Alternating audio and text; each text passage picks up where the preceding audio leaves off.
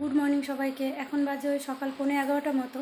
তো আমার স্নান করে পুজো দেওয়া হয়ে গেছে, যেহেতু আমার শাশুড়ি মা শ্বশুরমশাই কেউ বাড়িতে নেই, মেয়ের বাড়িতে গেছেন। রোজ তো আমি পুজো দিই না, শাশুড়ি মাই দেয়, তাই ভাবলাম যে আজকে আমাদের ঠাকুরের দর্শনটা তোমাদের সবাইকে করাই, তার জন্য ভিডিওটা করলাম।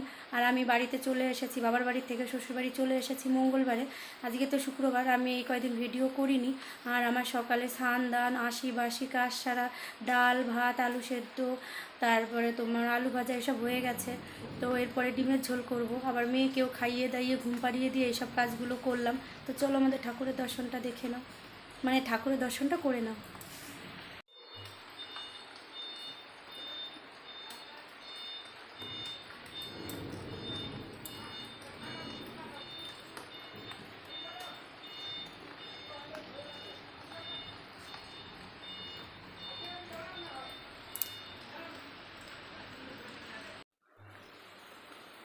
এই দেখো, এখানে একটা কৃষ্ণ ঠাকুর আছে, এটা আমার শ্বশুরমশাই বাঁধিয়ে নিয়ে এসছেন। খুবই সুন্দর ঠাকুরটা, রাখবে দেয়ালে, এখনও ঠাকুরের সিংহাসনের উপরে রাখা রয়েছে।